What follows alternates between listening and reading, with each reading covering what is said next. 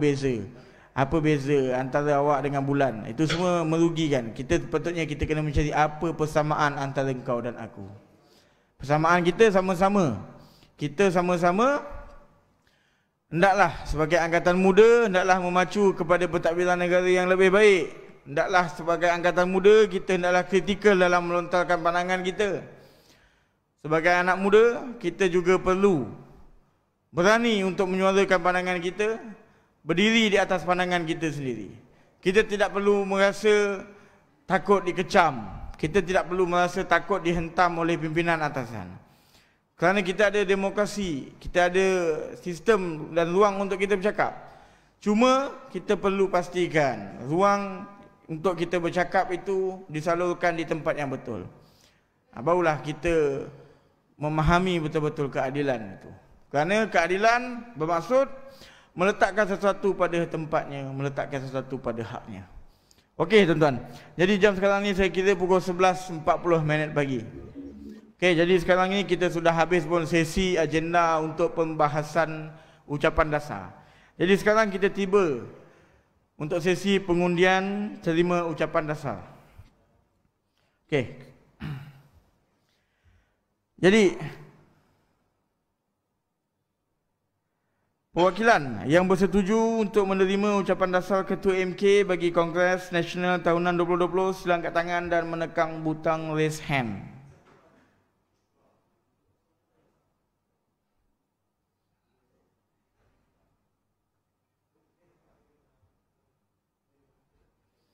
Okey. Yes. Macam mana?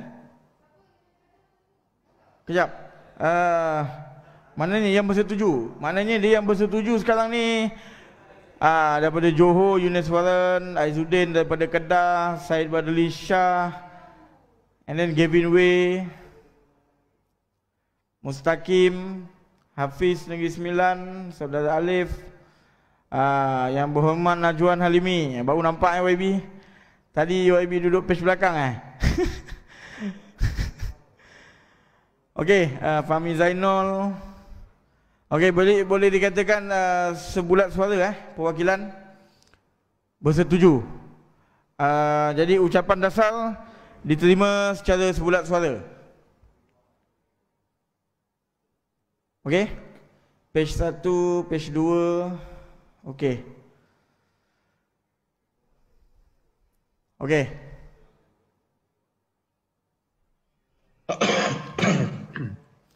Okey, jadi dengan ini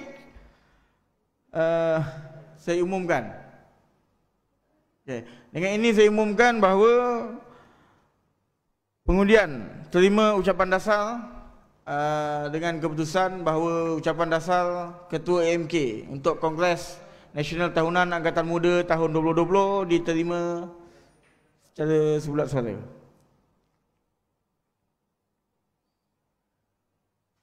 Okey.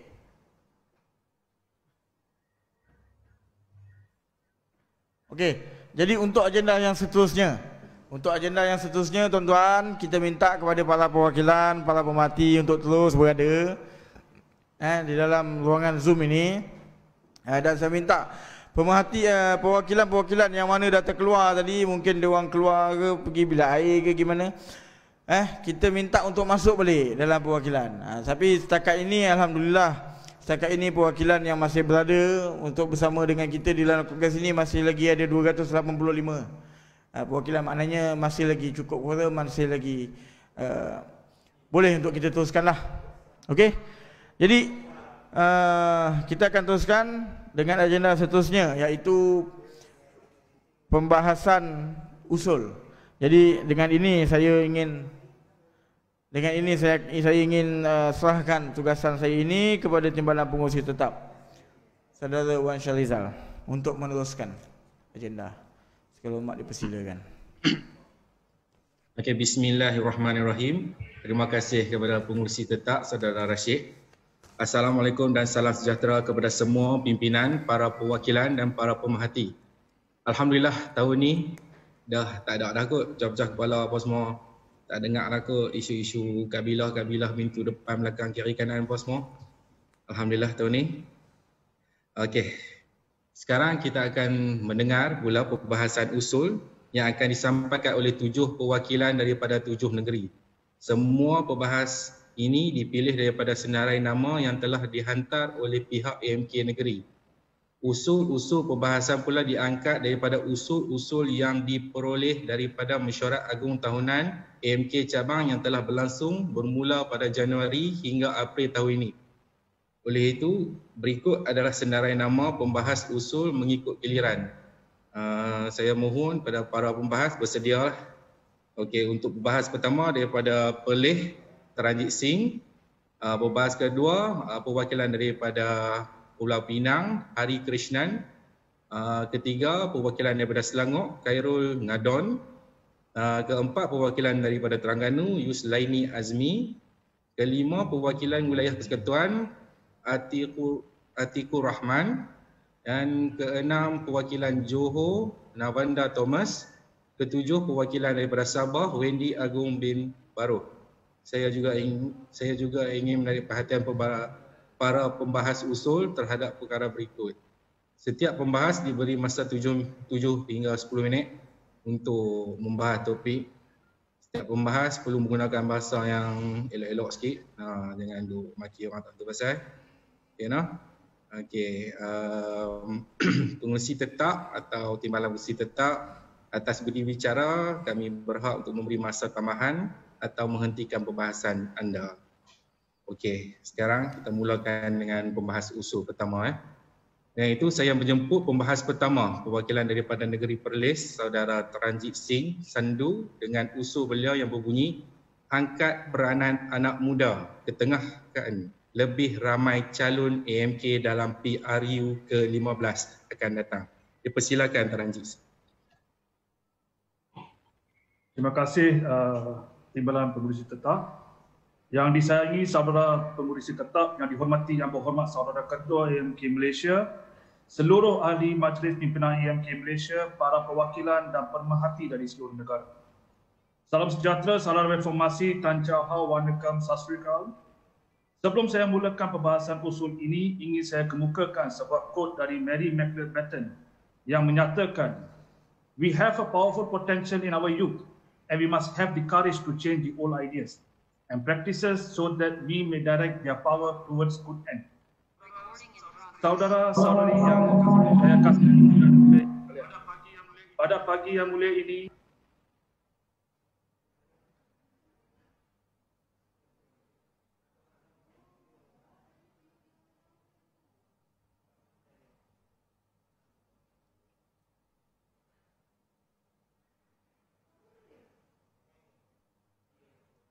Mute, mohon tekan mute. okay, boleh continue? Continue. Ya. Saudara-saudari yang saya kasihi dan muliakan sekalian. Pada pagi yang mulia ini, saya mewakili Angkatan Muda Keadilan Negeri Perlis ingin membawa satu usul yang penting bagi AMK seluruh negara agar Parti Keadilan Rakyat dapat memberi kota yang lebih kepada anggota-anggota di peringkat AMK bagi menjadi calon pada PRU akan datang. Angkatan Muda Keadilan atau lebih dikenali sebagai AMK dianggotai anak-anak muda yang berusia daripada 18 sehingga 35 tahun. Parti Keadilan Rakyat antara parti terawal menghadkan umur AMK sehingga 35 tahun di Malaysia. Pada pilihan raya umum ke-14 yang lalu terdapat calon termuda ketika itu yang berusia 22 tahun iaitu saudara Pri Prabhakaran yang kini adalah Ketua AMK Wilayah Persekutuan telah berjaya memenangi kerusi Parlimen Batu dengan bergaya. Dan tidak dilupakan Ketua AMK Malaysia saudara Akmal Nasir pada ketika itu berusia 32 tahun turut menang bergaya di Parlimen Johor Bahru. Saudara-saudari yang saya kasihi dan muliakan sekalian, memang tidak dapat dinafikan undi golongan muda sangat penting dalam pilihan raya umum akan datang. Faktor sokongan pengundi muda terhadap mana-mana parti politik sangat penting walaupun pola pengundian di negara ini cenderung kepada kaum, lokasi dan isu-isu yang berkait rapat dengan ekonomi. Menurut laporan akhbar Sinar Harian bertarikh 28 Ogos 2020, terdapat beberapa kajian yang telah dibuat oleh penyelidik dahulu mengenai pola sokongan pengundi muda pada PRU12 dan PRU13 yang menemui beberapa penemuan menarik. Antaranya adalah golongan muda sebenarnya ambil peduli tentang politik di Malaysia. Mereka didapati mempunyai kriteria pemilihan calon yang sangat terperinci dan mereka juga benar-benar yakin bahawa calon yang mereka pilih mampu menyuarakan hasrat dan aspirasi golongan tersebut. Menurut kajian pola sokongan pengundi muda sebelum PRU14 di Malaysia yang dilakukan Jabatan Geografi dan Alam Sekitar Fakulti Sains Kemanusiaan Universiti Pendidikan Sultan Idris, mendapati pengundi muda telah menggunakan hak mereka sebagai pengundi sebelum PRU14. Menurut mereka, pengkaji terdahulu telah merumuskan bahawa orientasi politik orang muda tidak lagi boleh dibahagikan mengikut sosioekonomi. Sebaliknya, nilai yang mereka pegang kini merentasi kaum dan kelas ekonomi. Perubahan tersebut terhadap pola pengundian golongan muda telah berlaku sebelum PRU14 menyaksikan Pakatan Harapan PH berjaya memecahkan monopoli Barisan Nasional BN selama 60 tahun apabila memenangi 113 daripada 222 kerusi parlimen termasuk tambahan 8 kerusi di Sabah yang dimenangi oleh Parti Barisan. Dalam manifesto PH telah berjanji untuk menurunkan hak umur pengundi. PH telah membentangkan di Dewan Rakyat usul pendaftaran automatik pemilih yang berumur 18 tahun dianggarkan seramai 7.8 juta pengundi baru akan didaftarkan sebagai pemilih dalam daftar pemilih untuk tempoh 5 tahun akan datang. Perubahan ini dilihat akan merubah lanskap dan senario politik tanah air pada masa akan datang. Pengundi muda menjadi penentu pembentuk kerajaan pada masa akan datang kerana jumlah mereka melebihi 48% daripada jumlah pengundi keseluruhan. Dengan perkembangan politik semasa yang menyaksikan parti-parti politik di negara ini berhadapan dengan pelbagai kemelut dalaman, timbul persoalan mengenai pilihan pengundi muda dan arah sokongan politik mereka. Saudara-saudari yang saya kasihi dan muliakan sekalian, susulan pindaan rang Undang-Undang Perlembagaan Pindangan 2019 bagi menurunkan hak umur kelayakan mengundi kepada 18 tahun dengan mendapat lebih 2/3 persetujuan ahli Dewan Rakyat, Parti Keadilan Rakyat memberi peluang dan ruang bagi anggota EMK yang berusia 18 tahun untuk menjadi calon pada PRU15. Dan ia akan membuktikan bahawa parti keramat kita ini adalah sebuah parti untuk semua sesuai dengan cogan kata perjuangan parti ialah keadilan untuk semua. Dengan ini, EMK Negeri Perlis ingin mengusulkan kepada Kongres ini bahawa Parti Keadilan Rakyat perlu meremajakan parti dengan memberi peluang dan ruang kepada anggota EMK seluruh negara untuk menjadi calon pada PRU akan datang. Sekian ucapan perbahasan usul dari EMK Negeri Perlis mendukung prinsip mempertahankan demokrasi. Reformasi, reformasi, reformasi. Terima kasih. Terima kasih kepada Tuan Haji Singh. Reformasi. Ya, untuk membahas usul yang kedua, kita menyebut pembahas daripada Pulau Pinang, Hari Krishnan anak lelaki Rama Krishnan dengan topik beliau pentadbir dengan topik beliau pentadbiran negara semakin bercelaru, Parlimen perlu segera bersidang. Dipersilakan Krishnan. Terima kasih Tuan Timbalan Pengurusi Tetap. Salam reformasi saya ucapkan kepada Ketua AMK Malaysia, Wabi Akbar Nasir, ahli-ahli MPP, seluruh kepimpinan AMK Malaysia, para perwakilan, anggota Parti Keadilan Rakyat, para media dan rakan-rakan semula. Terlebih dahulu saya ingin mengucapkan jutaan terima kasih kepada anggota keadilan yang untuk menyampaikan perbahasan pada hari yang mulia ini. Para perwakilan yang dikasihi sekalian, sebelum memulakan perbahasan saya ingin mengutarakan beberapa persoalan kepada para perwakilan sekalian. Apakah keadaan negara kita pada masa kini? Ke mana arah tuju negara kita Malaysia selepas ini? Apakah kerajaan mampu menyelesaikan masalah yang semakin hari semakin meruncingkan rakyat? Setujukah para perwakilan sekalian? Pentadbiran negara kita Malaysia kini berada dalam keadaan bercelaru dan kritikal yang memerlukan Parlimen bersidang untuk mencari langkah-langkah penyelesaian bagi mengatasi pandemik COVID-19 khususnya. Dengan fikiran yang praktikal dan rasional ini, saya memulakan perbahasan saya yang bertajuk Pentadbiran negara semakin bercelaru, Parlimen perlu segera bersidang. Persidangan Parlimen amat diperlukan kerana negara berhadapan dengan krisis dan kuasa darurat yang meruncing dengan peningkatan angka COVID-19 yang berada dalam skala yang tidak pernah disaksikan rakyat sebelum ini. Slogan kata darurat memerangi COVID-19 yang dikeluarkan kerajaan hanya menghadkan beberapa perkara penting daripada berlangsung. Salah satunya adalah menahan Parlimen daripada bersidang. Pada para perwakilan yang saya hormati sekalian, wajarkah kerajaan menggantung Parlimen hanya kerana mengisytiharkan darurat sejak 11 Januari 2021? Sampai bilakah kerajaan tidak mahu berbincang dan menyelesaikan perkara ini secara perlembagaan bersama-sama semua ahli Parlimen? Adalah tidak wajar dan tidak masuk akal perundangan Dewan Rakyat digantung kerana rakyat sedang menghadapi pelbagai masalah kesan daripada pandemik COVID-19.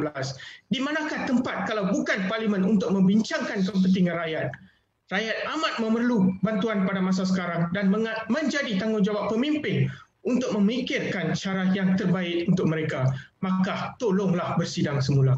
Data sains yang tidak membenarkan persidangan berlangsung kerana ramai orang tua di Parlimen. Alasan budak-budak yang tak mahu pergi ke sekolah. Pakcik-pakcik di pasar malam boleh steady saja menjalankan perniagaan walaupun telah berusia. Tetapi pakcik-pakcik di Parlimen yang telah disuntik vaksin masih memberi pelbagai alasan tidak bersidang. Adakah kerajaan pintu belakang takut berdepan dengan tuan rumah sebenar Datuk Seri Anwar Ibrahim akan datang mengetuk pintu depan Parlimen dan menjadi Perdana Menteri seperti kehendak rakyat? Para perwakilan yang saya hormati sekalian, kenapa sampai sekarang kerajaan tidak boleh berfikir lanjut untuk menjaga ekonomi negara, kebajikan dan kesihatan rakyat Malaysia? Kerajaan bukan saja membiarkan diri, malah rakyatnya juga dibiarkan hanyut dalam arus pandemik COVID-19.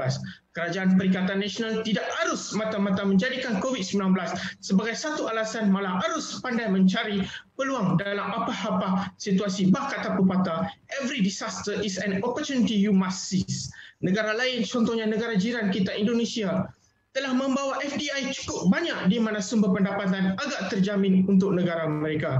Kita di sini pula asyik memikir pasal isu kompaun di sana dan di sini. Malaysia merupakan antara negara yang paling teruk di Asia Tenggara dari segi kejatuhan FDI sebanyak 68%, iaitu daripada ringgit Malaysia 31.7 bilion ke ringgit Malaysia 13.9 bilion pada tahun 2020. Bukan itu saja, Indonesia telah berjaya membuka beberapa kilang baru di mana peluang pekerjaan telah wujud secara automatik bagi rakyatnya. Di Malaysia pula situasi pertentangan berlaku, bukan saja rakyat kehilangan sumber pendapatan, namun pelabur asing mula hilang kepercayaan untuk membuka kilang dan meneruskan perniagaan di Malaysia. Ini adalah satu bukti yang dapat kita lihat bahawa Kerajaan Perikatan Nasional tidak boleh mengurus negara walaupun kuasa darurat di tangan mereka. Apatah lagi nak teruskan lagi pentadbiran tanpa kuasa darurat. Oleh itu, saya menyeru supaya Parlimen dibuka segera supaya semua ahli Parlimen boleh berganding bahu dalam menangani isu pandemik COVID-19 demi kesejahteraan, kebajikan dan kesihatan rakyat negara Malaysia. Para perwakilan yang saya hormati sekalian, pentadbiran sudah berada di tangan mereka. Apa yang hendak ditunggu lagi? Kenapa nak risau lagi? Adakah Kerajaan Perikatan Nasional risau untuk menjaga kerusi masing-masing di saat genting sehingga mengabaikan ekonomi negara, kebajikan dan kesihatan rakyat? Tidak mampu memandu negara ke arah betul, tidak mampu menjaga 32 juta rakyat, tidak mampu membawa FDI, tidak mampu mengurus perbelanjaan yang baik, tidak mampu mentadbir kabinet yang bersaiz giant. Boleh mengaku teruslah daripada menyusahkan lagi dan mengeruk lagi keadaan negara. Kini pada masa rakyat tengah membangun dan mengatur perancangan ekonomi rumah tangga masing-masing, lockdown dan SOP 3 suku diumum semula lagi kerana sikap lekah dan kegagalan kerajaan dalam mengatasi isu fundamental dari mula lagi. Hal yang kecil juga tidak dapat difikirkan dan lagi mengucap-kacirkan lagi keadaan negara. Tidak bolehkah menangguhkan pilihan raya kecil di beberapa tempat tanpa ordinan darurat? Adakan persidangan Parlimen, buatkan pengubalan undang-undang untuk menangguh PRK tersebut sehingga selesai isu COVID-19. Darurat tidak seharusnya menjadi halangan untuk tidak bersidang. Kerajaan perlu bersikap telus dan accountability serta tidak menggunakan alasan pandemik COVID-19 untuk bermain politik kotor. Jika Kerajaan Perikatan Nasional boleh membuat SOP untuk 32 juta rakyat, kenapa tidak mampu membuat SOP untuk 222 ahli parlimen? Sila berfikir praktikal mengenai kepentingan untuk parlimen bersidang segera. Para perwakilan yang saya hormati sekalian, sebelum mengakhiri pembahasan saya pada hari ini, saya ingin mengambil kesempatan lagi mengucapkan jutaan terima kasih kepada Angkatan Muda Keadilan Pulau Pinang yang telah menyokong dan bersama saya dalam menjayakan semua ingatan dan nilai-nilai murni yang dicadangkan untuk kesejahteraan bersama. Akhir kata, kami anak-anak muda memohon kerajaan dan Duli Yang Maha Mulia Yang di-Pertuan Agong untuk membenarkan parlimen dibuka semula untuk bersidang dengan kadar yang segera sekaligus memansuhkan kuasa darurat demi kesejahteraan rakyat negara Malaysia. Sekian, terima kasih. Terima kasih kepada pembahas usul dari negeri Pulau Pinang. Seterusnya kita terus kepada pembahas usul dari negeri Selangor, Khairul Ngadon, dengan topik beliau ekonomi anak muda semakin gawat, selesaikan segera isu pengangguran, gaji minimal dan perkukuhkan ekonomi gig. Dipersilakan Khairul. Bismillahirrahmanirrahim. Assalamualaikum warahmatullahi wabarakatuh. Terima kasih Timbalan Pengerusi Tetap yang berhormat Ketua Angkatan Muda Keadilan Malaysia, Wakil Pemerhati daripada MPP Keadilan, ahli-ahli majlis pimpinan pusat AMK Malaysia, seterusnya para perwakilan dan pemerhati sekalian. Alhamdulillah, hari ini kita dapat menjalankan Kongres AMK Malaysia bagi tahun 2020 walaupun secara maya suasananya aman dan baik.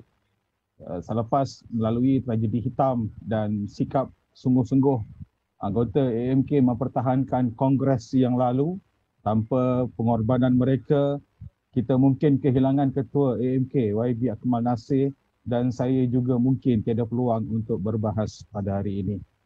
Alhamdulillah, saya Muhammad Khairul bin Ngadon, pembahas dari negeri Selangor Darul Ihsan yang akan menyampaikan perbahasan usul ekonomi anak muda semakin gawat, selesaikan segera isu pengangguran, gaji minima dan perkukuhkan ekonomi gig. Para perwakilan dan pemerhati sekalian, isu ekonomi dalam kalangan anak muda ini bukanlah satu isu yang baru. Akan tetapi isu ini menjadi lebih parah ketika kita mendepani garis masa pandemik COVID-19 ini. Golongan anak muda merupakan golongan yang paling banyak mengisi ruang dalam kategori B40 dan ada sedikit dalam kategori M40. Terbeban dengan hutang di saat pandemik merupakan kesukaran untuk menambah pendapatan, malah ramai yang dibuang kerja. Antara masalah anak muda adalah status pekerjaan yang tidak tetap, tidak menjamin anak muda kerana syarikat-syarikat mengambil langkah berjaga-jaga dalam mengurangkan jumlah pekerja sekiranya syarikat tidak lagi mampu menampung kos pekerja. Gaji minima yang tidak setimpal membuatkan anak muda terbeban dengan tekanan sara hidup, keluarga dan gaya hidup masing-masing. Anak muda tidak mempunyai simpanan yang mencukupi, malah gaji yang cukup makan membuatkan mereka sukar untuk memberikan sedikit sumbangan kepada ibu bapa.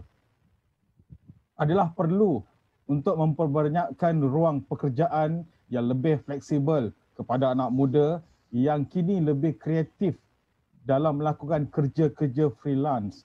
Mereka ini wajar diberikan bantuan seperti latihan yang kondusif dan modal bagi memulakan perniagaan dalam masa yang sama dan mengawasi perbelanjaan.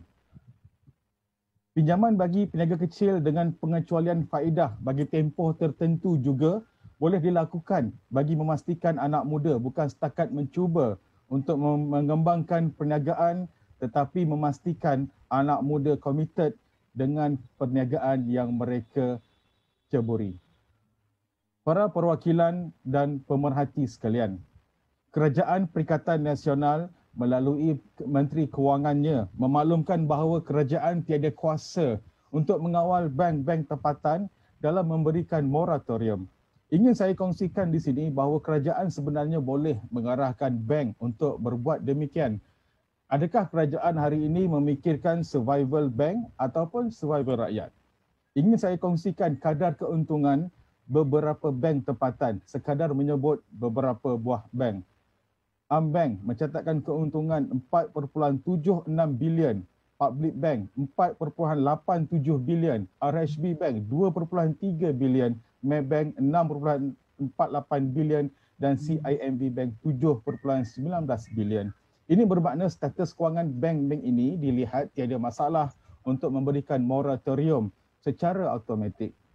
Para perwakilan dan pemerhati sekalian, sebagai anak jati negeri Selangor, saya berbangga untuk menceritakan usaha kerajaan negeri Selangor berkenaan usaha mengangkat anak muda untuk turut serta dalam pentadbiran kerajaan negeri Selangor.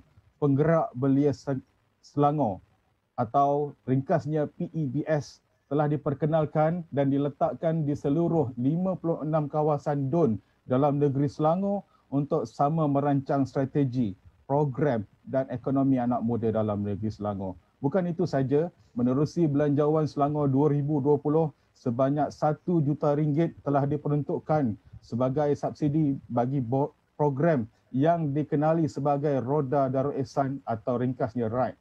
Terkini, Menteri Besar Selangor telah menambah RM1 juta lagi ke atas dana awalan program ini untuk diperkenalkan lagi bagi membantu anak muda yang berkelayakan untuk mengambil lesen motosikal dengan bantuan subsidi daripada Kerajaan Negeri Selangor.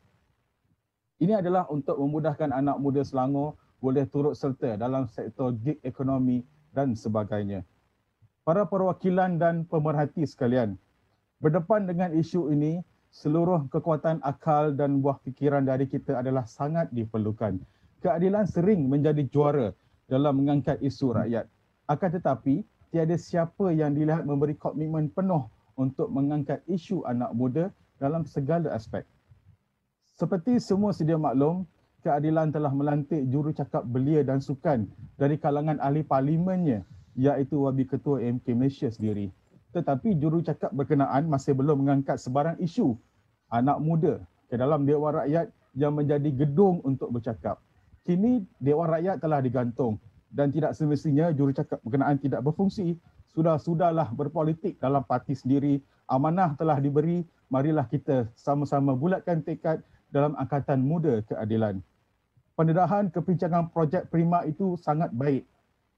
Tetapi alangkah lagi baiknya angkat sekali isu ekonomi anak muda agar ianya dapat membuka mata dan telinga kerajaan mengikut amanah yang diberikan.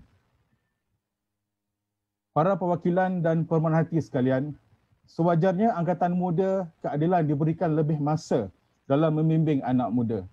Angkatan Muda Keadilan Negeri Selangor juga ingin mengusulkan agar had umur keanggotaan dalam Angkatan Muda Keadilan dinaikkan kepada umur 40 tahun, memandangkan anak muda di dalam parti ini perlu diberikan lebih masa dan peluang untuk sama-sama mengangkat martabat anak muda itu sendiri. Kebanyakan pemimpin AMK sukar mendapat tempat bagi sama-sama memimpin parti ini selepas umur 35 tahun. Perkara ini juga dapat mengelakkan perpecahan dalam pimpinan peringkat cabang. Malah kepimpinan anak muda seharusnya digilap dan dirangkul sehingga menjadi pemimpin yang sangat disegani. Teman-teman Angkatan Muda, berbanggalah jika suatu hari nanti akan ada pemimpin yang menjadi pemimpin dunia yang maha hebat yang pernah dilahirkan oleh Angkatan Muda Keadilan. Para perwakilan dan pemerhati sekalian, mengakhiri perbahasan ini ingin saya kongsikan petikan kata-kata yang berbunyi, walau kita tak senada, kita harus selagu. Walau kita tak sama, kita harus bersama-sama. Ingin saya menutup perbahasan ini dengan serangkap pantun, orang tua jalan bertongkat, rimba jauh nampak dekat. Bila kita sudah sepakat, harimau di hutan dapat diikat. Sekian saja perbahasan usul dari Angkatan Muda Keadilan Negeri Selangor. Assalamualaikum warahmatullahi wabarakatuh. Terima kasih dan salam reformasi. Waalaikumsalam warahmatullahi wabarakatuh. Terima kasih kepada saudara Khairul daripada Selangor. Seterusnya kita akan memanggil pembahas usul yang keempat iaitu daripada Terengganu, Yuslaini Azmi dengan topik angkat perjuangan rakyat. AMK konsisten dengan memperjuangkan Datuk Seri Anwar Ibrahim sebagai Perdana Menteri. Dipersilakan. Bismillahirrahmanirrahim. Assalamualaikum warahmatullahi wabarakatuh. Terima kasih kepada Tuan Pengerusi, Timbalan Tuan Pengerusi, Barisan Div Jemputan, Barisan Pimpinan Parti Keadilan Rakyat, Exco Angkatan Muda Keadilan Malaysia, Barisan Pemerhati, Barisan Sidang Media dan rakan-rakan yang saya kasihi sekalian. Pada hari ini, saya selaku wakil daripada negeri Terengganu akan membahaskan usul yang saya kira ramai yang ternanti-nanti. Ini adalah kali pertama saya dilantik untuk menjadi pembahas usul dan saya berbesar hati kerana telah terpilih untuk menjadi pembahas pada hari ini. Izinkan saya menyampaikan serangkap pantun untuk membuka usul saya pada hari ini. Hadir datang membawa hajat. Hajat bukan sebarang hajat. Hajat membawa harapan rakyat. Harapan segenap lapisan masyarakat. Tuan-tuan dan puan-puan sekalian, usul saya pada hari ini ialah AMK konsisten menyokong penuh Datuk Seri Anwar Ibrahim sebagai Perdana Menteri. Saya yakin anda di luar sana, para hadirin di luar sana ternanti-nanti kenapa kami di AMK Malaysia masih konsisten dan berdiri teguh dengan Datuk Seri Anwar Ibrahim.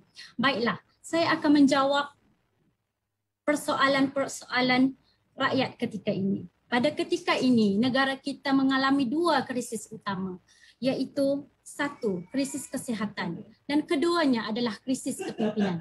Tuan-tuan dan puan-puan sekalian, pada hari ini kita menyaksikan bagaimana Kerajaan Perikatan Nasional mentadbir negara. Kita boleh lihat SOP cacar marba, dasar dan polisi yang tidak tentu hala, malah kebanyakannya lebih berpihak kepada golongan kayangan. Rakyat marhain terbuang begitu sahaja.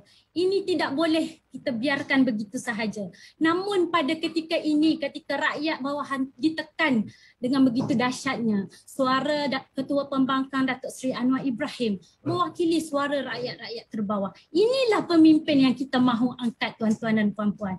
Kita perlu angkat sosok tubuh yang mempunyai kerangka pemikiran yang mesra rakyat. Kita perlu angkat pemimpin yang berkredibiliti, berintegriti, yang berusaha sedaya upaya demi kesejahteraan dan kebajikan rakyat. Dan pada ketika saya mengatakan ini bukan omongan kosong sahaja, tuan-tuan dan puan-puan. Kita boleh lihat ketika saudara Anwar Ibrahim keluar sahaja daripada penjara pada 2 tahun lepas, delegasi-delegasi pemimpin luar negara berebut-rebut untuk bertemu beliau. Ada datang daripada Turki, ada juga datang daripada Amerika Syarikat. Presiden Hamas sendiri datang bertemu Datuk Seri Anwar Ibrahim. Ini membuktikan pemimpin-pemimpin negara luar telah mengiktiraf kredibiliti Datuk Seri Anwar Ibrahim sebagai pemimpin. Mengapa kita tidak boleh mengangkat beliau sebagai Perdana Menteri Malaysia buat kali pertama? Ada juga suara-suara dan naratif-naratif jahat yang sengaja dimainkan oleh sesetengah pihak. Mereka berkata Datuk Seri Anwar Ibrahim tidak layak menjadi Perdana Menteri kerana kegagalannya mentadbir Pakatan Harapan. Baiklah, saya akan menjawab hujah ini. Tuan-tuan dan puan-puan, ketika Pakatan Harapan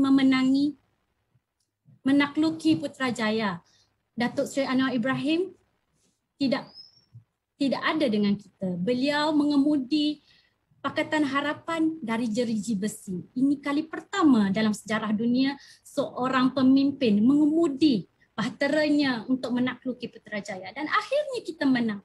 Namun disebabkan sesetengah individu yang tidak senang dengan peralihan kuasa tersebut, maka terjadilah langkah khianat tersusun, iaitu langkah Sheraton. Tak tahulah nak panggil langkah Sheraton ke langkah syaitan sekarang ni, yang akhirnya menjatuhkan pentadbiran Pakatan Harapan. Tuan-tuan dan puan-puan, inilah yang berlaku. Terjadi sekarang yang nombor 2 yang saya ingin sebut, krisis kepimpinan. Krisis kepimpinan ini akibat kita di negara Malaysia. Paling-paling kita akan menyebut nama Tun Mahathir. Kami di sini tidaklah mahu membenci atau membawa politik saling membenci di sini.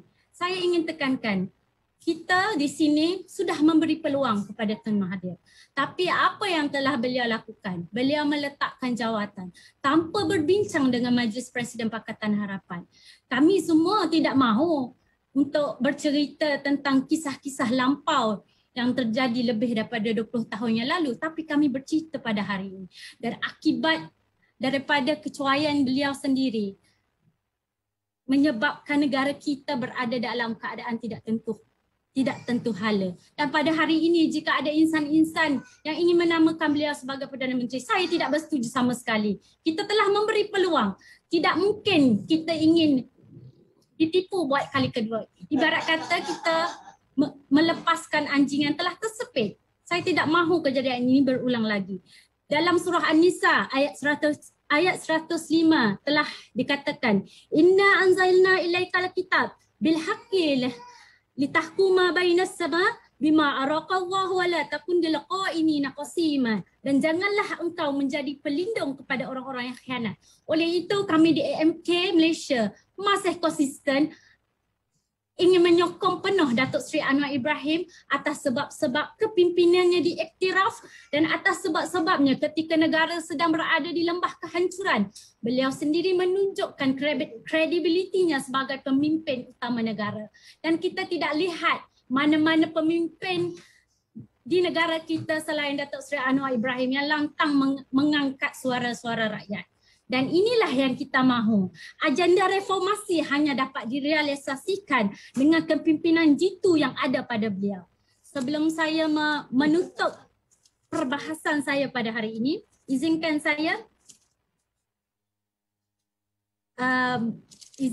saya memberi serangkap pantun. Maaf ya, tengah cari teks pula. Mana teks? Okey.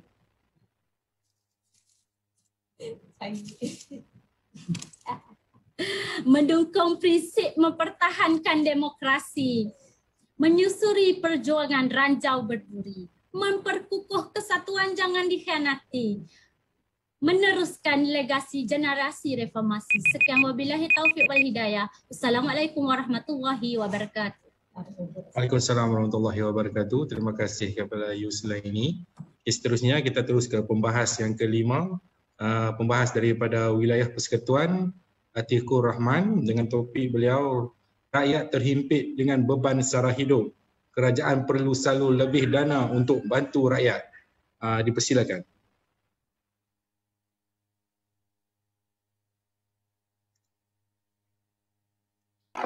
Bismillahirrahmanirrahim. Assalamualaikum warahmatullahi wabarakatuh dan salam reformasi kepada Tuan Pengerusi Tetap, Ketua Angkatan Muda Keadilan Malaysia, Saudara Akmal, pimpinan AMK dan kepada seluruh perwakilan dan pemerhati. Selamat datang ke Kongres AMK. Tahun ini Kongres kita berbeza dengan tahun sebelumnya. Sebelum ni kita ada andingan gusti di luar Dewan. Kita ada puak pengkhianat bersama kita. Kongres AMK dikacau mereka dan kita kerajaan pada waktu itu. Tahun ini kita adakan Kongres kita bersama rakan-rakan seperjuangan yang setia bersama parti. Matlamat dan perjuangan amat jelas sekarang. Namun, kita kembali pembangkang. Saya ingin ucapkan tahniah kepada semua yang masih setia kepada parti. Menjadi pembangkang bukanlah yang baru bagi kami.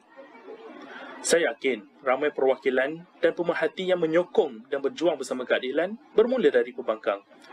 Tapi kita kena ingat, dengan hanya menjadi pembangkang tidak cukup kerana amat sukar untuk kita merealisasikan agenda reformasi rakyat. Kita harus mengambil semula Putrajaya dengan tujuan untuk menggerakkan agenda reformasi rakyat dan mengangkat Datuk Seri Anwar Ibrahim sebagai Perdana Menteri. Selama 22 bulan kita memerintah Putrajaya, di bawah payung Pakatan Harapan, kita tahu siapa pengkhianat dan tali barut yang menghalang Presiden Parti Keadilan kita untuk menjadi Perdana Menteri. Ini adalah sejarah dan fakta. Ini luka yang kita tidak akan dapat lupakan. Kerajaan sekarang di bawah Perikatan Nasional, Barisan Nasional dan sekutunya cacah marba, bobrok serta gagal. Mereka menjadikan negara ini seolah-olah seperti taman permainan. Mereka berebut kuasa dan jawatan hanya untuk mengumpul kekayaan dan hidup bermegah-megah. Bukan untuk membantu dan meningkatkan ekonomi rakyat yang semakin parah. Kita dapat melihat ini daripada tindakan mereka seolah-olah memperkecilkan suara rakyat dan hanya menjaga kroni-kroni mereka. Pak Menteri pun ada di kalangan kita yang kita tidak kenal. Apatah lagi timbalan menteri yang hanya muncul pada poster-poster perayaan. Yang penting bagi mereka, gaji dan allowance mereka berjalan. Yang merana rakyat di bawah. Dana-dana kerajaan entah ke mana disalurkan. nak persoalkan, tapi parlimen tutup. Malu kita dengan budak sekolah. Mereka pun belajar dari rumah online. Katanya parlimen tidak boleh online. Rakyat tidak bodoh. Para perwakilan dan pemerhati, saya nak bertanya kepada kerajaan. Umum macam-macam, tetapi realiti rakyat di bawah nak makan pun susah. Kemana dana-dana kerajaan ini pergi? Baru-baru ini kami turun ke PPR Setiawangsa 2 hari sebelum lockdown. Ramai keluarga di sana dikuarantin kerana positif COVID-19. Dan mereka tidak boleh bekerja. Mereka hilang punca pendapatan. Dan apabila mereka meminta bantuan JKM, pejabat JKM sudah ditutup. Dan Persatuan Penduduk maklumkan mereka tidak cukup dana untuk membantu. Kemana Menteri Pembangunan Wanita, Keluarga dan Masyarakat? Diam membisu. Hanya mampu buat iklan Foodpanda. Ini bukti kerajaan gagal menjaga kebajikan rakyat. Di saat pandemik besar yang melanda dunia dan Malaysia, kerajaan masih sibuk berpolitik tanpa mengendahkan kesengsaraan rakyat. Waktu inilah waktu yang paling sesuai untuk kerajaan belanjakan wang demi menjamin kelangsungan kehidupan seluruh masyarakat. Ini tidak. Mereka berpilih untuk berpolitik. Ahli-ahli Parlimen Pembangkang dipotong dana bagi kawasan mereka. Apakah disebabkan rakyat tidak memilih kamu? Mereka bukan rakyat Malaysia yang harus dibela. Tak kala rakyat disuruh duduk di rumah, jimatkan pembelanjaan, mereka sudah mula berkempen. Tabur duit kepada orang-orang mereka. Jangan ingat rakyat tidak tahu. Mereka salurkan wang-wang kepada NGO dan persatuan mereka. Apakah duit itu duit mereka? Tidak. Menggunakan duit rakyat demi kepentingan politik mereka. Negara kita yang amat bertuah ni hancur dirompak oleh puak-puak ini. Pak Menteri yang tidak endahkan akan kesengsaraan rakyat. Pemimpin-pemimpin yang tidak berkompeten dilantik menjawat jawatan-jawatan di JLC. Melantik ketua ekonomi yang kita sendiri tidak tahu apa dia tengah buat. Hari demi hari pelabur lari daripada negara kita. Kemana wang-wang negara yang patut dikembalikan kepada kebajikan rakyat disalurkan? Kita menggesa parlimen harus dibuka. Kita hendak tahu ke mana wang-wang kerajaan ini dibelanjakan. Kita mendesak kerajaan untuk melakukan perkara ini serta-merta. Pertama, memberi peruntukan yang sama kepada ahli parlimen pembangkang di setiap kawasan. Kedua, kalau ingin lanjutkan lockdown, beri moratorium wajib kepada seluruh rakyat Malaysia. Jangan risau Menteri Banker, bank tidak akan bankrupt. Ketiga, bantuan terus kepada rakyat. Tidak perlu melalui saluran-saluran politik kamu. Apa gunanya agensi-agensi kerajaan? Keempat, kurangkanlah bilangan menteri dan timbalan menteri kamu yang hanya memakan gaji buta.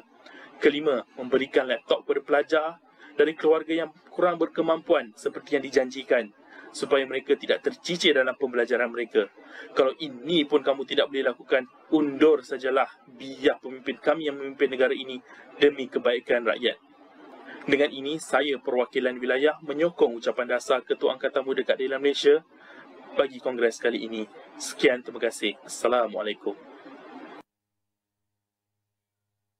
Waalaikumsalam warahmatullahi wabarakatuh. Terima kasih pembahas daripada wilayah Persekutuan.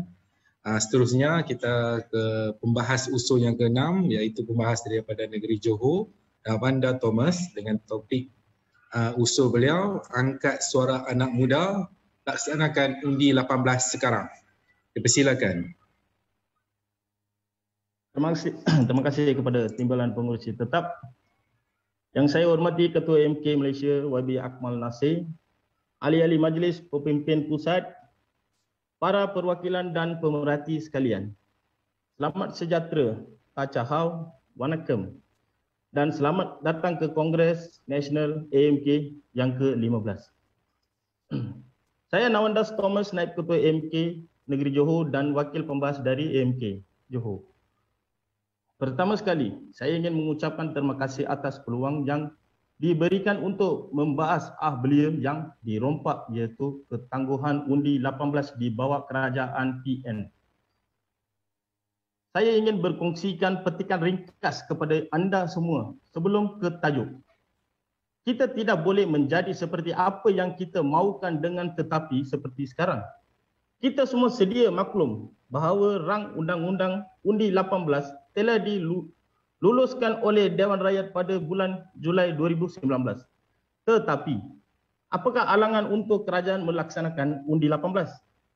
Kenapa perlu takut dengan undi 18? Malaysia pernah mencipta sejarah dan ahli parlimen termuda selepas PRU 14 adalah YB Perbah, Ahli Parlimen Batu, berumur 22 tahun dan ramai wakil rakyat yang muda dari keadilan khususnya dari kalangan AMK seperti YB Akmal, YB Wekiat, YB Najwan, YB Kumaresen dan ramai lagi. Youth are the future.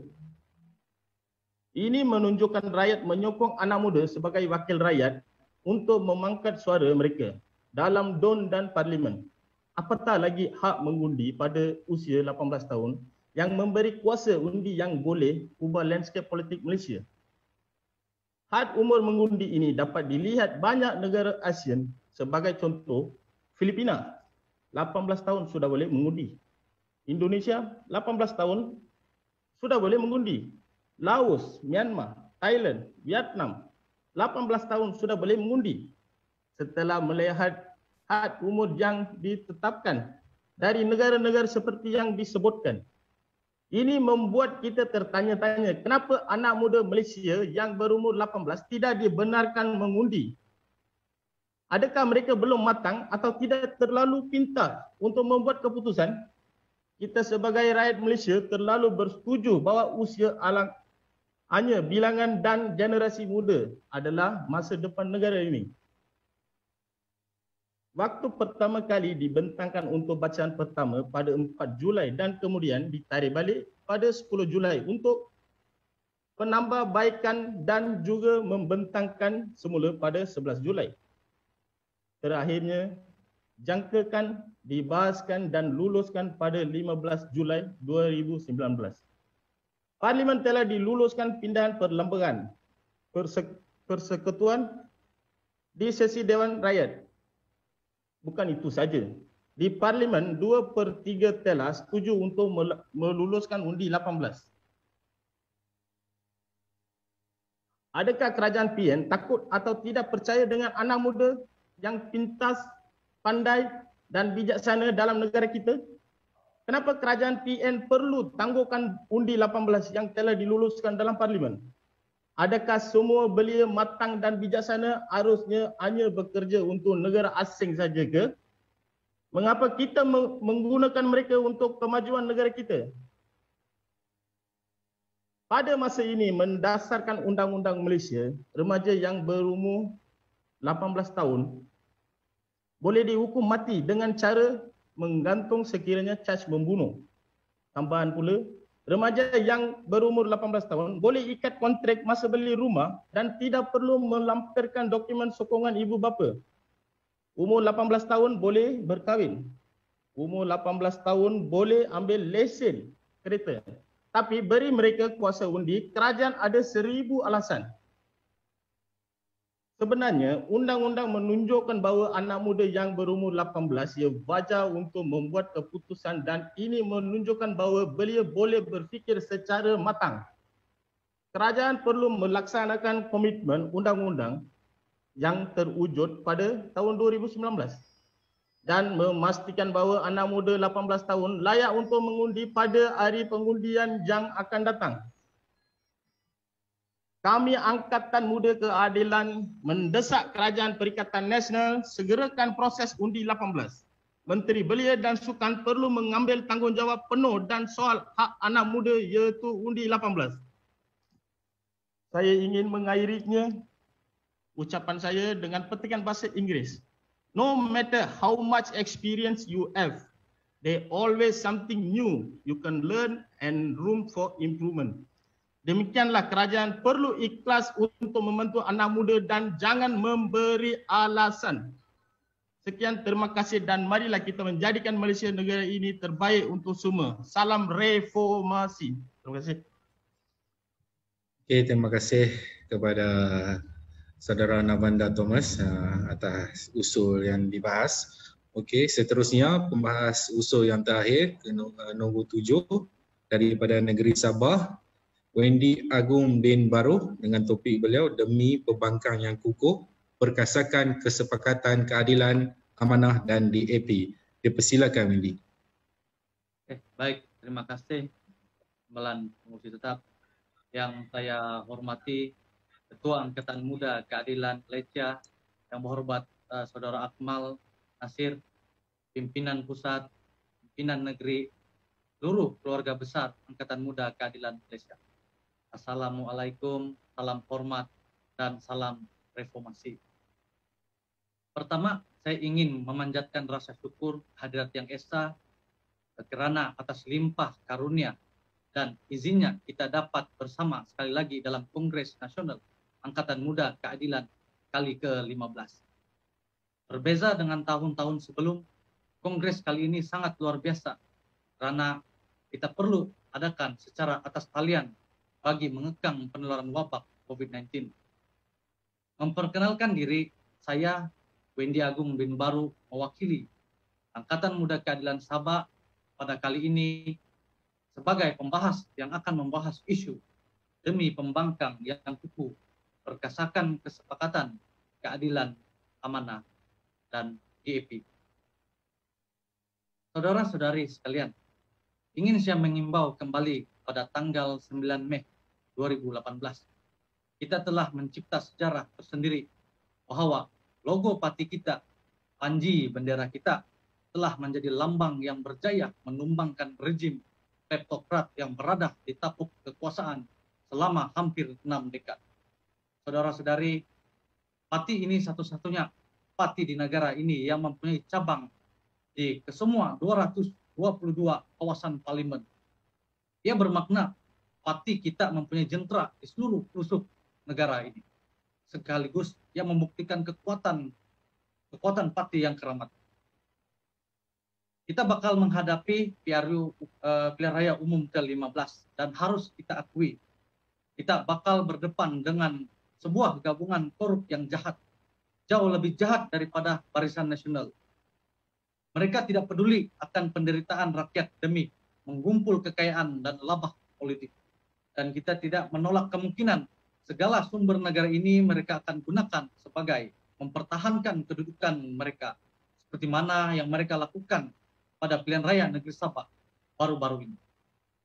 Oleh itu, harus diakui walau bagaimana kuat pun parti ini, pengukuhan kesepakatan dengan komponen Pakatan Harapan bersama Amanah dan DAP amat penting dalam usaha mendapatkan semua mandat rakyat yang telah dikhianati oleh kelompok pengkhianat termasuk kuak-kuak kartel dari parti kita dahulu.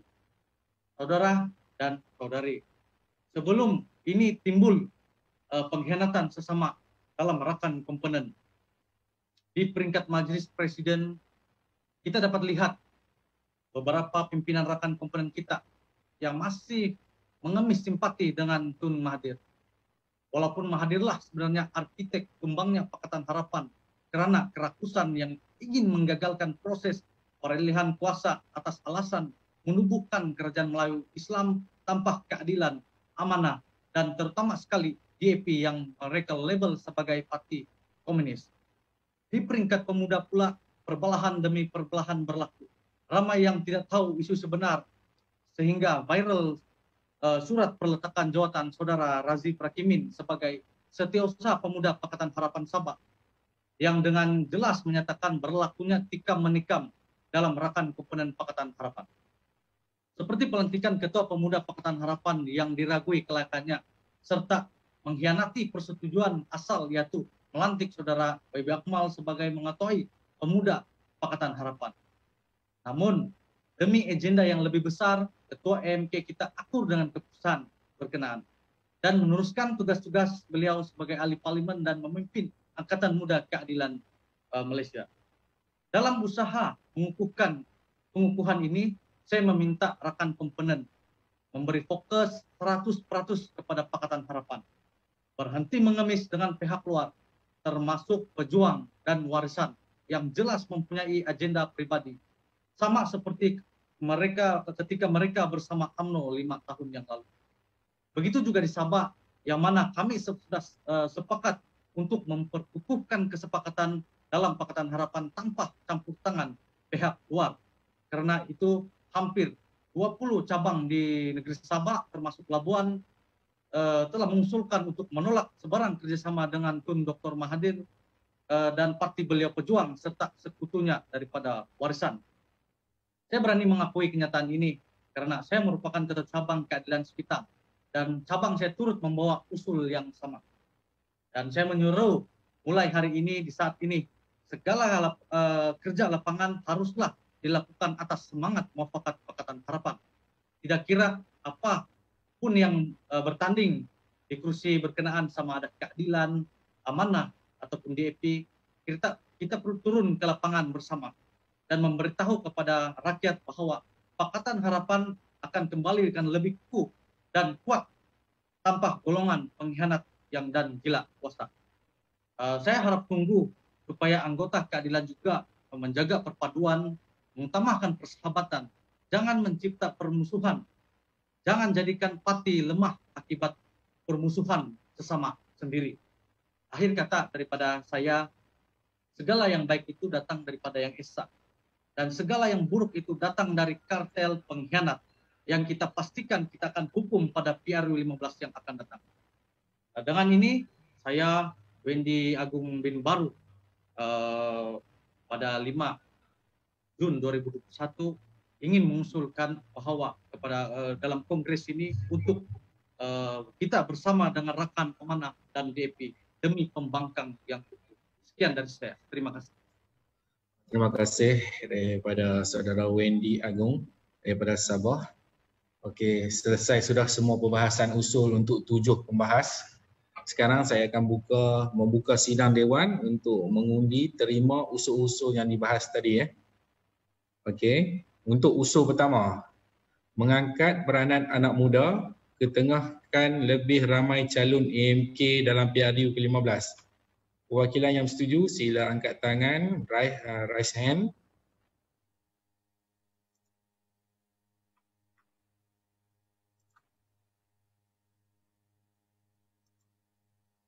Okey, sebulat suara menyokong untuk usul kedua. Pentadbiran negara semakin bercelaru, Parlimen perlu segera bersidang. Perwakilan yang bersetuju sila raise hand.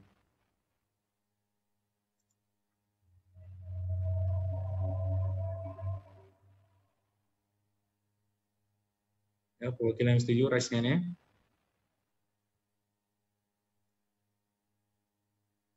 Okey, sebulat suara menyokong. Okey, untuk usul yang ketiga, ekonomi anak muda semakin gawat. Selesaikan segera isu pengangguran, gaji minimum dan perkukuhan ekonomi gig. Perwakilan yang bersetuju sila raise hand.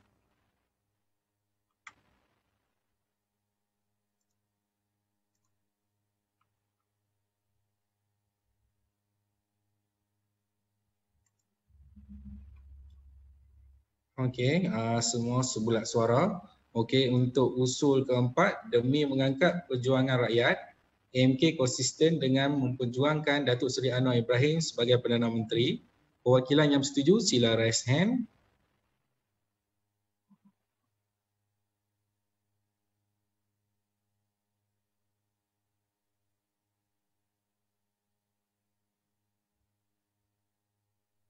Okey, sebulat suara juga. Untuk usul yang kelima, rakyat terhimpit dengan beban sara hidup. Kerajaan perlu selalu lebih dana untuk membantu rakyat. Perwakilan yang bersetuju sila raise hand.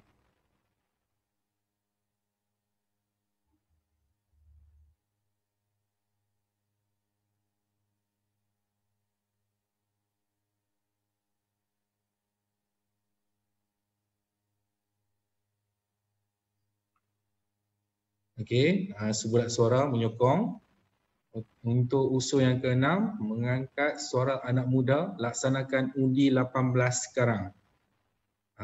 Perwakilan yang setuju sila raise hand.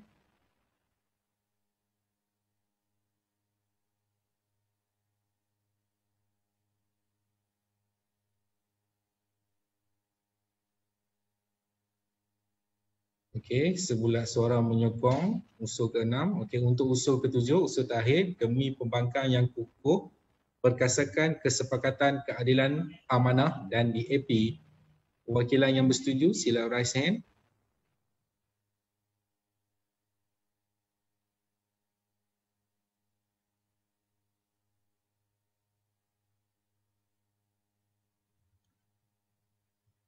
Amai tak raise hand usul last ni. Itu. Ramai yang nak sokong tu. Jadi nampak gaya usul yang terakhir ni perlu dipertimbangkan. Ya, usul. Okey. Okey, untuk usul yang ketujuh, mungkin kita perlu pertimbangkan lagi sebab ramai yang tak setuju tu, tak nak siapa angkat tangan. Ada 38 orang. Okey, no? Okey, kalau itu saya teruskan ke agenda seterusnya. Untuk pemilihan 50 perwakilan AMK ke Kongres Nasional. Alhamdulillah, terima kasih kepada yang raise hand semua tadi. Okey. Seterusnya, terima kasih kepada semua sidang perwakilan. Sekarang kita akan memilih 50 orang perwakilan AMK ke Kongres Nasional Tahunan Keadilan yang akan berlangsung esok 6 Jun 2021. Seperti yang telah diputuskan oleh pihak Jawatankuasa Pelaksana Kongres, seramai 42 perwakilan akan dipilih melalui AMK negeri dengan setiap negeri perlu mengemukakan 3 nama. Manakala 8 perwakilan lagi akan dipilih daripada kalangan Majlis Pimpinan AMK Malaysia. Oleh itu, pihak AMK negeri perlu berurusan dengan pihak Setiausaha Kerja AMK Malaysia bagi urusan penyerahan nama. Begitu juga dengan pimpinan Majlis Pimpinan AMK Malaysia yang berminat boleh menyerahkan nama kepada Setiausaha Kerja AMK Malaysia. Dan seterusnya saya serahkan kepada pengurusi tetap kita Saudara Rashid untuk teruskan seterusnya, agenda seterusnya. Terima kasih semua.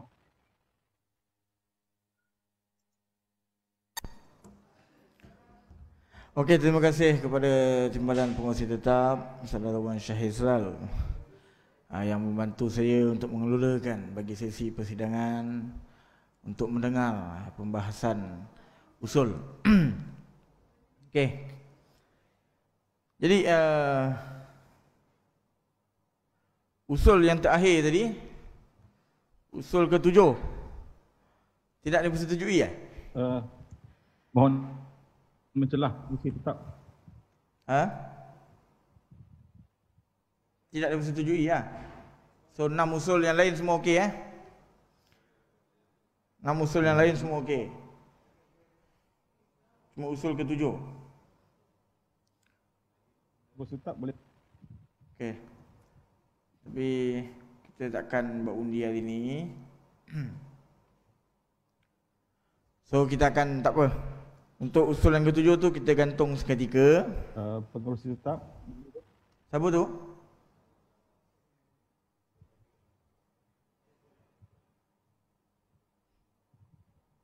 Pengurusi tetap boleh saya mencelah sekejap. Okey, buat mencelah apa, Bob?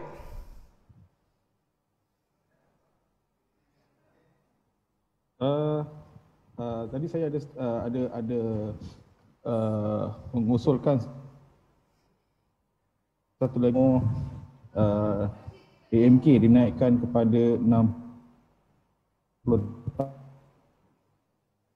Tak clear lah. Tak ada masalah. Audio tak clear, Bob.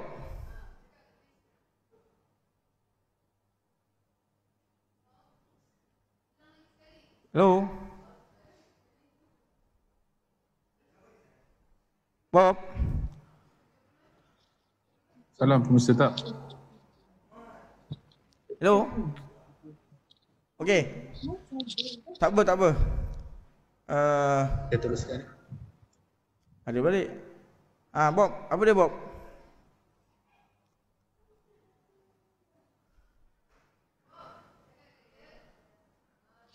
Mungkin lain dialog ke? Okey. Tak apalah. Bob, kita tak clear, tak dengar apa yang you punya suara, Bob. Okey. Tak apa. Salah Pengurusi Tetap. Jadi berkaitan dengan Salah Pengurusi Tetap. Okey, berkaitan dengan usul tersebut. Perkara itu kita akan bahaskan, kita akan cadangkan di dalam mesyuarat pimpinan AMK yang akan datang sama ada usul tersebut. Bagaimana tentang status usul tersebutlah. Pengurusi Tetap boleh tak repeat balik ada yang macam tak clear lah. Ramai yang tak dengar tadi. Apa dia? Saya rasa ramai tak berapa clear. Boleh ulang balik tak usul tadi? Usul tadi? Usul yang Ulang ketujuh, balik lah. pembahasan usul yang ketujuh. Nak kena ulang balik? Ulang balik lah. Sebab saya nampak komen ada yang tak ni, ulang balik tak dengar, tak faham. Okey, pembahasan usul yang ketujuh tadi. Pembahasan usul yang ketujuh bertajuk dia. Sekejap. Memastikan kesepakatan Pakatan Harapan. Okey. Itu usul yang ketujuh. Pembahas usul untuk pembahas usul yang ketujuh tadi, Saudara Wendy Agong, dia bawa usul memastikan kesepakatan Pakatan Harapan di antara keadilan, amanah dan juga DAP. Tak, yang tak lulus nombor 6. Kenapa? Apa dia? Saudara Rashid, Saudara Rashid. Besok Okey. Saudara Rashid. Ya betul. Syukri. Siapa tu Syukri? Saya Syukri. Okey, tu kan Syukri.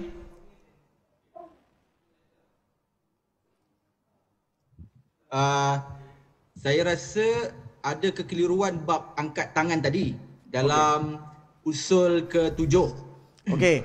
Sebab saya rasa orang tak dapat nak catch up raise hand dengan low hand tu, dan saya rasa juga kalau ada yang masih confused nak tekan button dekat bawah tu. Okey.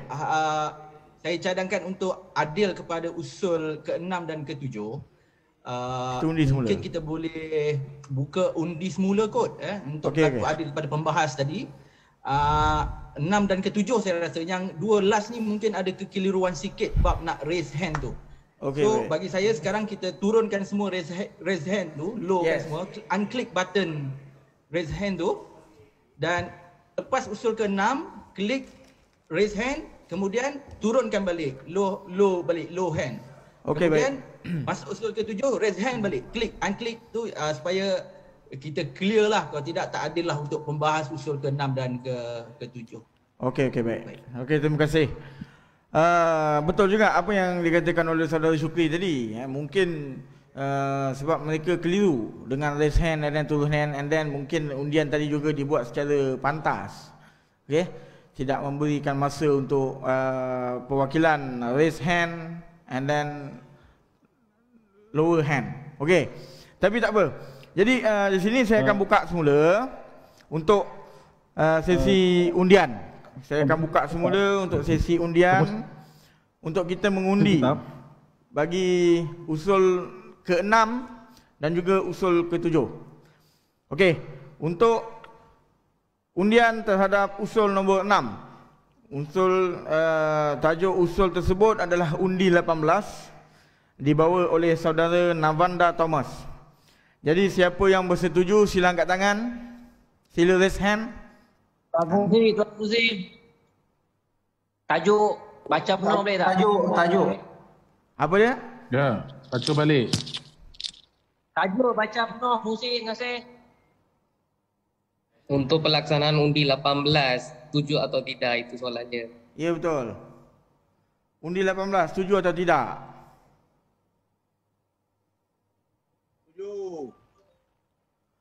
Okey, page 2. Ketiga. Setuju. Okey.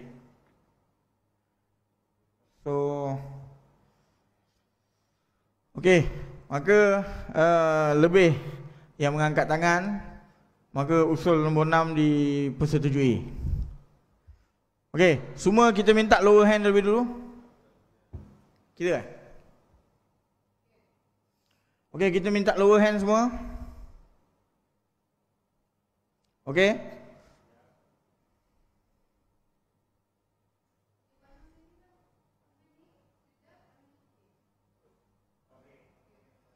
Okey Okey, jadi untuk usul yang ke-7. Okey, untuk usul yang ke-7 dibawakan oleh saudara Wendy Agong bin Baruh.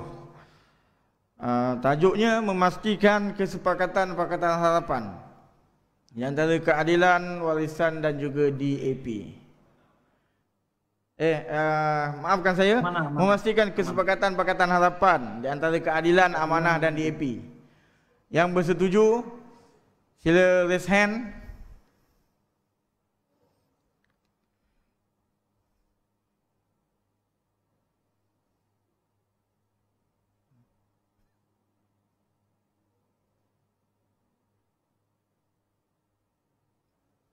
Ni kesepakatan antara parti PH saja, Keadilan, DAP, Amanah. Betul. Ada warisan, tak ada pejuang. No Betul, pejuang, saya, ada yang lain-lain PP ni. Saya mohon maaf, saya tadi tersilap disebabkan pembahas tu daripada Sabah. Jadi saya tersebut warisan tadi. Tapi kesepakatan Pakatan Harapan di antara Keadilan, DAP dan juga Amanah saja. Teddy, sabar kita sokong. Okey. Ada pejuang, semua tak ada sokong, pejuang Okey. Jadi semua pembahas usul yang ketujuh juga diterima.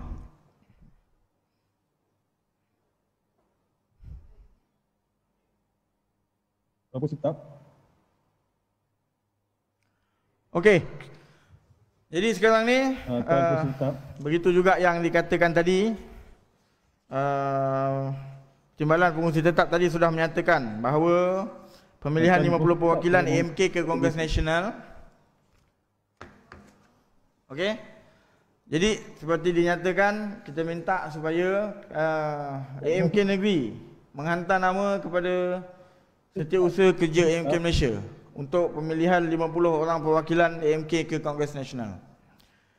Jadi sekarang ni tanpa kita membuang masa lagi, saudara-saudari perwakilan sekalian, kita sudah sampai ke penghujung Kongres. Oleh itu, marilah kita sama-sama mendengar ucapan penggulungan dan penutupan yang akan disampaikan oleh Yang Berhormat Ketua AMK Malaysia, Saudara Akmal Nasir. Sebelum itu, bagi pihak jawatankuasa pelaksana Kongres, kami ingin mengucapkan jutaan terima kasih semua kepada semua perwakilan Majlis Pimpinan AMK Malaysia dan semua pihak yang telah menjadikan Kongres AMK pada tahun ini. Tanpa membuang masa lagi, saya dengan ini menjemput YB Akmal Nasir untuk menyampaikan ucapan pergulungan. Seterusnya menutup Kongres Nasional Tahunan AMK 2020. Dengan segala hormatnya dipersilakan. Baik, bismillahirrahmanirrahim. Assalamualaikum warahmatullahi wabarakatuh. Salam sejahtera dan salam reformasi sekali lagi. Alhamdulillah, alhamdulillahirabbil alamin. Wassalatu wassalamu ala asyrafil anbiya wal mursalin wa ala ahli wa sahbihi ajma'in. Terima kasih kepada semua para perwakilan dan pemerhati yang masih kekal sehingga ke penghujung Kongres Nasional Tahunan Angkatan Muda Keadilan bagi tahun 2020. Yang mana kita juga menyiarkan secara langsung di laman Facebook Parti Keadilan Rakyat yang boleh diikuti oleh penonton di seluruh negara. Jadi pertama saya juga nak ucapkan ribuan terima kasih kepada rakan-rakan pimpinan Majlis Pimpinan Pusat Yang Amat Berhormat Datuk Seri Aminuddin Harun, Menteri Besar Negeri Sembilan, Yang Berhormat Datuk Seri Syamsul Iskandar, Ketua Penerangan Parti Keadilan Rakyat, Yang Berhormat Datuk Abdullah Sani, serta juga Yang Berhormat Datuk Abdul Halim, ahli MPP dan juga merupakan Exco Kerajaan Negeri Pulau Pinang yang turut serta Kongres kita daripada awal sehingga ke penghujungnya.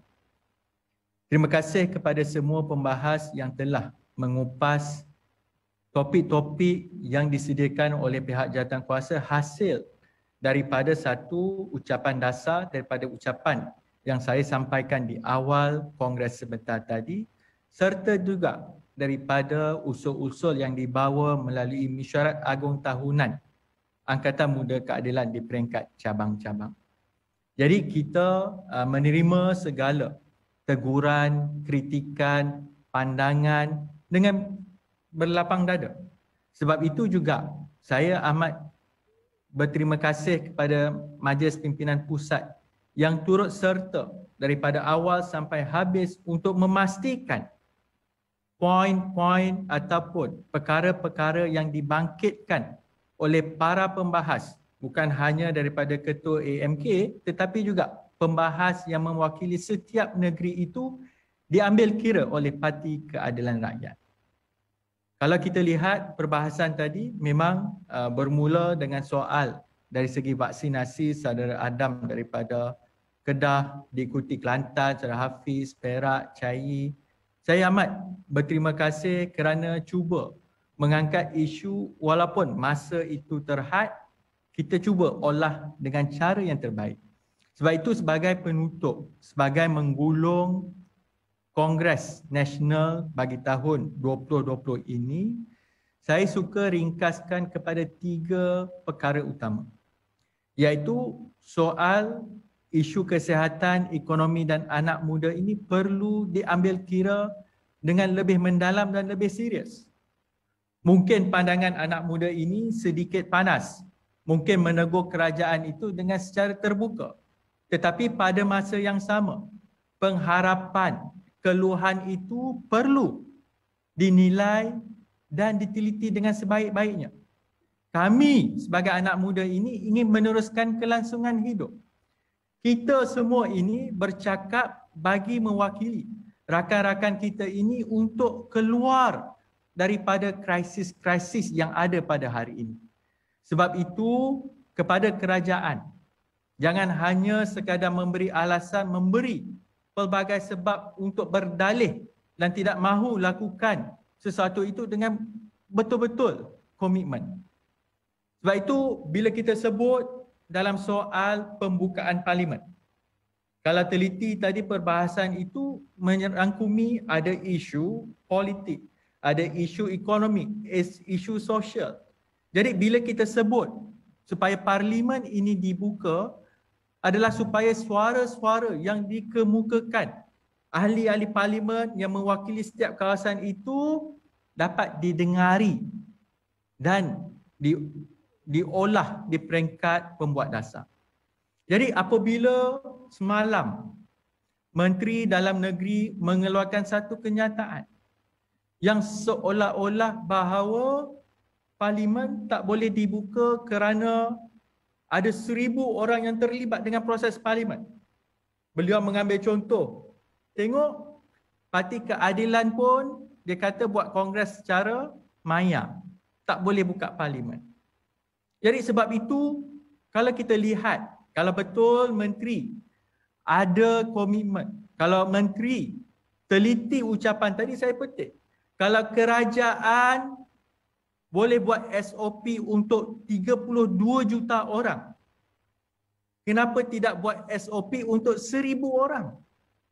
Malah sebahagian besarnya mereka yang terlibat dengan proses parlimen ini telah diberikan vaksin, telah menerima suntikan dengan alasan bahawa ahli parlimen juga dianggap sebagai frontliner dan sebagainya, tetapi kenapa tutup parlimen? Kalau betul tak boleh nak buka parlimen, wahai Pak Menteri, boleh lihat semalam Parti Keadilan telah anjurkan Kongres Wanita. Hari ini giliran Angkatan Muda Keadilan. Esok insya-Allah Kongres kita, Kongres Nasional akan melibatkan seluruh jentera parti. Memang betul ada pelbagai cabaran, ada pelbagai rintangan yang kena hadapi, tetapi perkara ini kalau diusahakan boleh buat.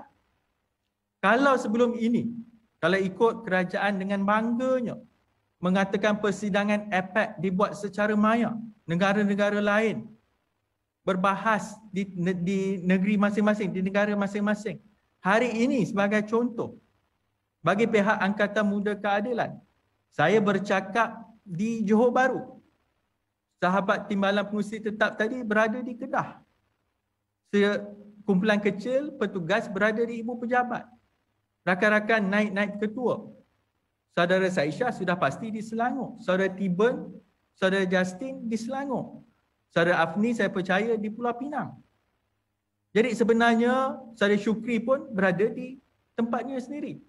Jadi sebenarnya perkara ini boleh dilaksanakan, malah kita tunjuk sebentar tadi memang saya rasa proses belajar, proses juga nak menunjukkan bahawa bukan sekadar boleh berbahas secara online.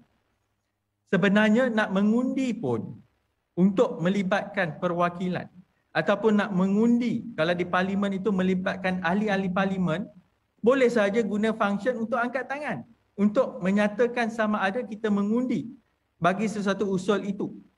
Jadi sebenarnya alasan remeh, alasan lapuk yang digunakan oleh pihak menteri itu tidak masuk akal, malah yang dikatakan menteri berbeza pandangan antara menteri itu sangat ketara. Tengah hari Menteri Dalam Negeri kata tak boleh buat secara online, tak boleh berkumpul. Sebelah petang pula menteri yang menjaga hal ehwal parlimen pula kata tengah bincang untuk buat secara hybrid. Ini kerajaan apa? Sebab itu saya tak heran bila saya tengok Twitter, kalau kita tengok pimpinan kita pun ada menyatakan pandangan yang begitu jelas. Datuk Seri Anwar Ibrahim bila mengemukakan pandangan, mengemukakan idea dalam soal mengatasi masalah COVID-19 ini lebih cakna, lebih tersusun berbanding dengan pihak menteri. Siap dengan green screen dan sebagainya, perkara ini boleh buat. Jadi sebab itu bagi saya yang menjadi isu apabila kerajaan ini dilihat terumbang-ambing, bergaduh sesama menteri, menteri kanan mengata menteri kanan yang lain. Sebab itu saya tak heran kalau Rafizi sebut ini menteri lutut. Sebab tak tahu kat mana meletakkan pemikiran pandangan itu untuk menyelamatkan negara, menyelamatkan rakyat yang sedang menghadapi bahana akibat ketidakkecekapan, tidak kompetennya menteri-menteri pada hari ini. Jadi sebagai merumuskan, yang saya suka ambil petik bahawa Parti Keadilan Rakyat ini parti berbilang bangsa. Kita menghormati masyarakat majmuk. Dalam soal politik, kita ada pandangan kita. Apabila usul-usul tadi saya teliti, perbahasan yang saya dengar memang pendekatan kita keras. Pendekatan anak muda ini lebih berpaksikan kepada soal ideologi, soal prinsip yang kita pertahankan. Sebab kalau dulu dalam permasalahan dalam parti ini, isu kartel ini pun kita jelas. Jadi bagi saya, apa yang diutarakan oleh anak-anak muda pada hari ini, mohon pihak wakil-wakil majlis pimpinan untuk angkat, untuk terima, untuk menjadikan satu dasar. Malah bila kita lihat ada juga memberi gambaran AMK ini perlu dilibatkan dengan lebih ramai, lebih cakna. Jadi kalau boleh, yang saya mohon untuk kita angkat, mengusulkan kepada Majlis Pimpinan Pusat agar diberi ruang dalam soal Angkatan Muda Keadilan ini. Kita menghadapi undi 18. Kita menghadapi bebanan untuk memastikan sokongan anak muda yang lebih generasi kita sebelumnya. Bagi saya, sebaiknya cakna politik itu perlu dimulakan lebih awal. Maka saya ingin mengusulkan kepada majlis pimpinan yang hadir hari ini untuk angkat suara anak muda ini untuk kita turunkan had umur AMK kepada umur 16 tahun. Saya tahu perkara ini ada cabarannya, ada yang disebut bahawa had yang ditetapkan 18 tahun itu berdasarkan ROS yang ditetapkan oleh Pertubuhan Pendaftaran. Maka menteri yang kata tak boleh parlimen bersidang itu sebenarnya tumpu balik perkara-perkara ini untuk mengangkat suara anak muda untuk jauh lebih ke hadapan dan jangan sekat dalam soal undang-undang dan sebagainya. Anak muda ini kritikal. Anak muda ini tidak lapuk daripada pandangan yang begitu cerah, begitu terang, tidak ada cuba berkalih-kalih. Jadi sebab itu sebagai penutup, bagi saya kita cuba buat yang sebaik mungkin. Sebelum saya akhiri dengan satu pesanan yang saya petik daripada orang lama, orang yang memang faham, yang memerhatikan masyarakat. kita punya tokoh besar Allahyarham Usman Awang. Sebelum saya baca sajak beliau di penghujung nanti, sekali lagi saya nak mengucapkan ribuan terima kasih kepada pihak sekretariat yang bertungkus lumus melaksanakan program Kongres AMK pada tahun ini. Sangat mencabar, tapi kita buktikan bukan hanya kepada rakan-rakan perwakilan dan pemerhati, tapi kita buktikan kepada rakyat di luar sana berhimpun secara maya, bercakap, berhujah melalui atas talian ini boleh dilaksanakan. Jadi sebagai merumuskan, sebagai menutup, untuk memberi sedikit semangat, walaupun pesanan ini yang mana mungkin ketika Usman Awang menulis itu menuju kepada soal bangsa, beliau mengingatkan bangsa Melayu itu supaya lebih tackle, lebih ke hadapan. Tapi saya rasa pesanan ini amat sesuai diguna pakai bukan hanya dalam soal bangsa tetapi juga dalam soal generasi. Generasi kita supaya apabila kita melangkah ke dunia yang ke hadapan ini, kita berani untuk terus membawa suara rakyat, membawa isu-isu walaupun sukar, kita tetap tampil ke hadapan. Jadi saya akan baca sajak ini yang mana diterbitkan puluhan tahun dahulu berkenaan Melayu abad ke-21. Bagaimanakah Melayu abad 21? Masihkan tunduk tersipu-sipu. Jangan takut melanggar pantang jika pantang menghalang kemajuan. Jangan segan menentang larangan jika yakin kepada kebenaran.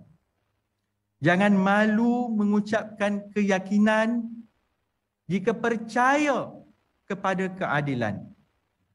Jadilah bangsa yang bijaksana, memegang tali, memegang timba, memiliki ekonomi, mencipta budaya. Jadi cukup sekadar itu program kongres kita pada hari ini. Dengan lafaz Bismillahirrahmanirrahim, saya Akmal Nasir selaku Ketua Angkatan Muda Keadilan menangguhkan Kongres Nasional Tahunan AMK bagi tahun 2020. Sekian, terima kasih. Assalamualaikum warahmatullahi wabarakatuh. Saya Nandri. Waalaikumsalam. Terima kasih kepada Yang Berhormat Akmal Nasir yang telah memberikan ucapan penutup untuk Kongres Nasional Tahunan AMK 2020. Jadi sebelum kita menutup tirai, melaburkan tirai Kongres Alamaya pada tahun ini, buat kali pertama Kongres Nasional Tahunan dilaksanakan secara alamaya oleh parti kita.